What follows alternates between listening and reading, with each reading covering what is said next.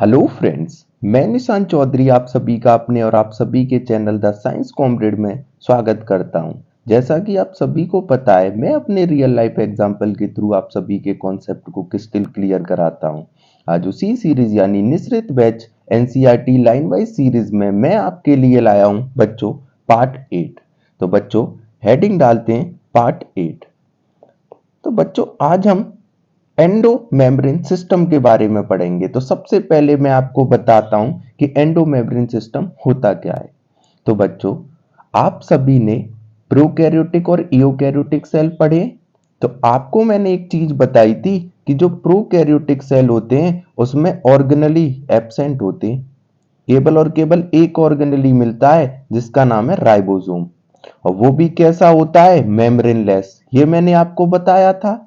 ये भी राइबोसोम कैसा है, मेम्ब्रेनलेस। यानी अगर ये प्रोकैरियोटिक सेल है और इसमें ये राइबोसोम्स पड़े हुए हैं, तो जो साइटोप्लाज्म में जिस साइटोप्लाज्म में जो राइबोसोम पड़े हुए हैं उन दोनों के बीच में कोई भी सेपरेशन नहीं है, वो डायरेक्ट साइटोप्लाज्म में है। तो यानी जो प्रोकैरियोटिक सेल है उनका जो ऑर्गेनली है वो क्या है, नॉन मेम्ब्रेनियस है, यानी राइबोसोम। अगर मैं बात करूं बच्चों ईओकैरियोटिक सेल की, तो ईओकैरियोटिक सेल में आपको अभी मेनली मैंने दो सेल बताए थे, एक प्लांट सेल एक एनिमल सेल। तो अब मैं थोड़ा सा आपको पीछे लेके चलता हूं और फिर आपको और डिटेल में अच्छे से एंडोमेम्ब्रेन सिस्टम समझ में आएगा। ये मैं आपको प्लांट सेल की स्टडी बताता हूं। बच्चों यहां पर मैं ब्लू पेन लेना पहले इसको इरेज कर लूंगा और फिर ब्लू से इरेज का नहीं हो रहा।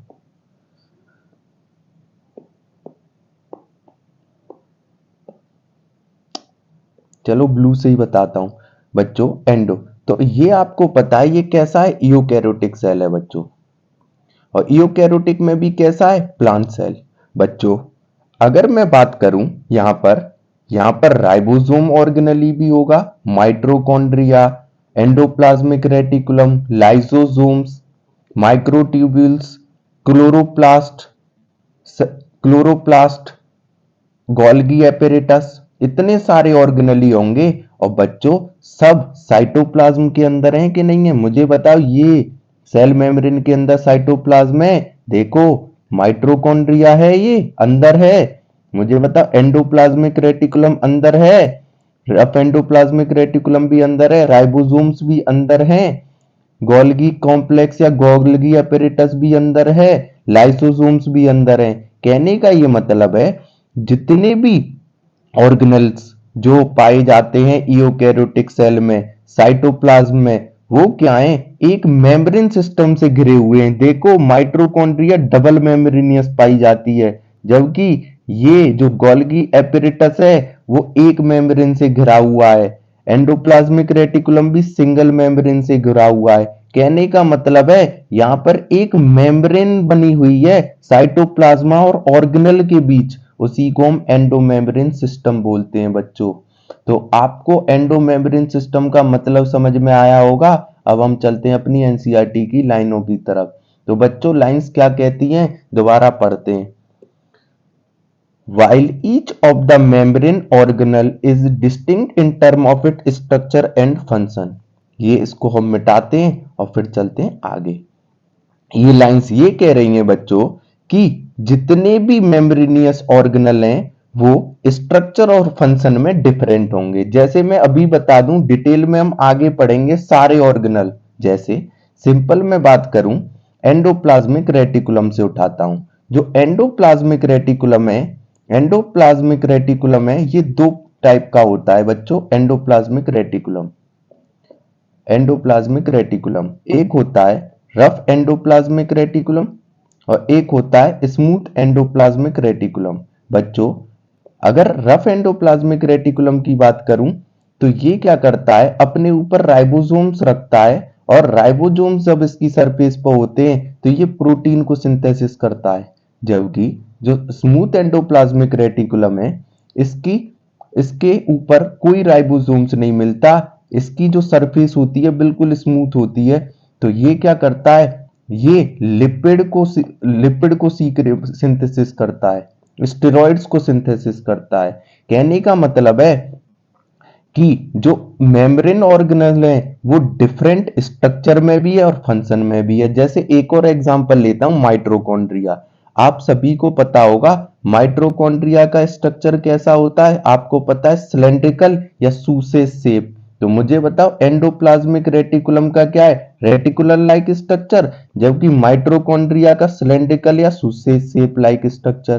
तो मुझे बताओ दो ऑर्गेनल हैं, दोनों मेम्ब्रेनियस ऑर्गेनल है, बिल्कुल, दोनों का स्ट्रक्चर अलग है। अब काम इनका प्रोटीन सिंथेसिस और लिपिड सिंथेसिस में काम है एंडोप्लाज्मिक रेटिकुलम का, जबकि माइटोकॉन्ड्रिया पावर हाउस है, आपको पता है, एनर्जी एटीपी का प्रोडक्शन करके रखता है। तो ये पावर हाउस है, तो बच्चों ये एनर्जी प्रोवाइड करा रहा है, जबकि ये प्रोटीन और लिपिड सिंथेसिस करा रहा है। हैं दोनों मेम्ब्रेनियस ऑर्गेनल, लेकिन दोनों के काम और फंक्शन और स्ट्रक्चर अलग हैं। तो बच्चों ये लाइन भी आपको इन एग्जांपल से क्रिस्टल क्लियर हुई होगी। अब करते हैं रफ और चलते हैं एनसीईआरटी की अगली लाइनों पे।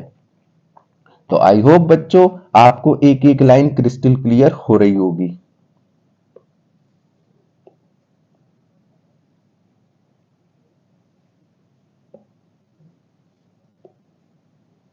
Structure and function, many of these are considered together as a endomembrane system। बहुत सारे ऑर्गेनल एक दूसरे से जुड़े होते हैं, इनको एंडोमेम्ब्रेन सिस्टम बोला जाता है। Because they function are coordinated, क्योंकि कहीं ना कहीं उनके एक का दूसरे से, दूसरे का तीसरे से, तीसरे का चौथे से फंक्शन कोऑर्डिनेटेड होता है। जैसे सिंपल एग्जांपल मैं ले लूं बच्चों, यहां पर ये सपोज करो मैंने यूकैरियोटिक सेल ले लिया, ये न्यूक्लियस है बच्चों। न्यूक्लियस के बाहर बच्चों ये सपोज करो एंडोप्लाज्मिक रेटिकुलम है, एंडोप्लाज्मिक रेटिकुलम है। अब ये आगे गोल्गी बॉडी है, अब ये आगे लाइसोसोम्स हैं, अब ये आगे वैक्यूल है। बच्चों न्यूक्लियस से एंडोप्लाज्मिक रेटिकुलम, यहां पर आपको पता है न्यूक्लियस में एमआरएनए आ जाता है। यहां पर क्या होता है, सेंट्रल डोग्मा के थ्रू डीएनए से एमआरएनए, एमआरएनए प्रोटीन बनाता है। कहने का मतलब है यहां से क्या होता है, जो प्रोटीन है वो कहां पर है, एंडोप्लाज्मिक रेटिकुलम में बनती है। एंडोप्लाज्मिक रेटिकुलम में कहां पर, आरईआर, रफ एंडोप्लाज्मिक रेटिकुलम पे, जबकि एसईआर, स्मूथ एंडोप्लाज्मिक रेटिकुलम पे लिपिड और स्टेरॉइड बनते हैं। ये क्या करते हैं फिर, ये जो बन गया, ये क्या करते हैं, यहां से वेसाइकल्स के फॉर्म में गोल्गी कॉम्प्लेक्स या गोल्गी एपेरेटस को ट्रांसफर कर देते हैं। जो गोल्गी कॉम्प्लेक्स है बच्चों, वो प्रोटीन और लिपिड को क्या करती है, ग्लाइकोलिपिड और ग्लाइकोप्रोटीन में कन्वर्ट कर देती है। कहने का मतलब है उस प्रोटीन और लिपिड की पैकेज कराने में हेल्प करती है। अब बच्चों ये क्या करती है, उसको फिर आगे लाइसोसोम्स के थ्रू आगे भेज देती है। तो मुझे बताओ ये कोऑर्डिनेटेड मैनर में सिस्टमेटिक काम चल रहा है कि न्यूक्लियस से एंडोप्लाज्मिक रेटिकुलम, एंडोप्लाज्मिक रेटिकुलम से गोल्गी कॉम्प्लेक्स, गोल्गी कॉम्प्लेक्स से लाइसोसोम्स, लाइसोसोम से वैक्यूल। तो बच्चों ये काम सिस्टमेटिक चल रहा है। तो सारे तो नहीं कहूंगा मैं, लेकिन कुछ ऑर्गेनल ऐसे होते हैं जो एंडोमेम्ब्रेन सिस्टम का हिस्सा है, मतलब एक दूसरे से, दूसरा तीसरे से, तीसरा चौथे से, चौथा पांचवें से कोऑर्डिनेटेड फंक्शन कर रहे हैं। तो ये लाइन भी आपको क्रिस्टल क्लियर हुई होगी बच्चों। तो चलते हैं फिर से एनसीईआरटी की लाइनों की तरफ। Many of these are considered together as endomembrane system because the function are coordinated। ध्यान रखना फिर से, सारे नहीं, बहुत, many, कुछ। The endomembrane system include endoplasmic reticulum, मैंने बताया प्रोटीन कहां बनेगी, एंडोप्लाज्मिक रेटिकुलम में। देन गोल्गी कॉम्प्लेक्स, प्रोटीन की पैकेज कहां होगी, गोल्गी कॉम्प्लेक्स में। Then lysosomes and then vacuole. तो जो endoplasmic reticulum, Golgi complex, lysosome और वैक्यूल्स हैं, ये कोऑर्डिनेट फंक्शन करते हैं। तो ये एंडोमेम्ब्रेन सिस्टम का पार्ट हो गए, किसका, एंडोमेम्ब्रेन सिस्टम का, जो कोऑर्डिनेटेड है। प्रोटीन बनी, प्रोटीन पैकेज हुई, फिर उसको एसिडिक मीडियम दिया गया, देन वैक्यूल्स में स्टोर हो गई। तो ये है, ये लाइन क्लियर हुई। तो बच्चों क्वेश्चन आता है, इंपॉर्टेंट है, 3 मार्क दे दें कि एंडो मेम्ब्रेन सिस्टम का पार्ट कौन कौन से ऑर्गेनल हैं। तो पहला एंडोप्लाज्मिक रेटिकुलम, दूसरा गोल्गी कॉम्प्लेक्स, तीसरा लाइसोसोम, चौथा वैक्यूल। डन बच्चों। सिंस द फंक्शन, अब आते हैं आगे। Since the function of mitochondria, chloroplast and peroxisomes are not coordinated with the above component। अब ये लाइन और इंपॉर्टेंट है। यहां पर 3 ऑर्गेनल के बारे में दिया है बच्चों।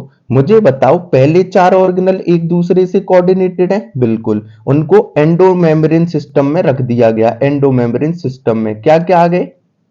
Endoplasmic reticulum, Golgi complex, lysosome और चौथे नंबर पर वैक्यूल।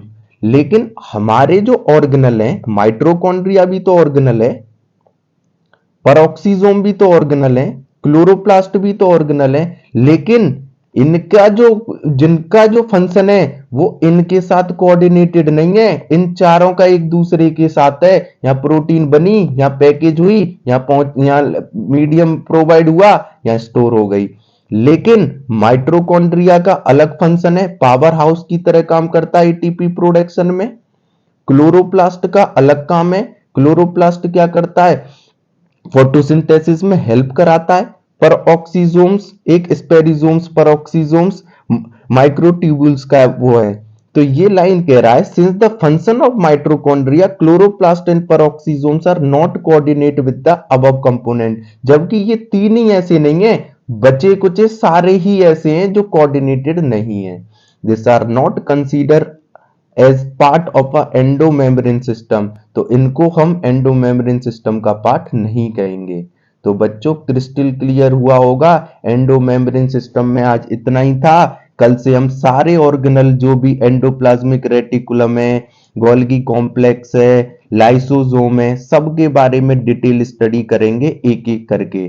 तो आई होप बच्चों आपको मेरा वीडियो अच्छा लगा हो। लाइक करें, सब्सक्राइब करें, शेयर करें। बच्चों मैं अपनी जानबूझ के वीडियो को छोटा रख रहा हूं ताकि आपको इंटरेस्ट जगे, क्योंकि वीडियो लंबा हो जाता है तो बोरियत होने लग जाती है। तो छोटा छोटे वीडियो रहेंगे तो आप जल्दी से इनको कहीं पर भी देख सकते हो। तो बच्चों अपने दोस्तों में ज्यादा से ज्यादा शेयर कर दो और लाइक करो, सब्सक्राइब करो, शेयर करो। राधे राधे।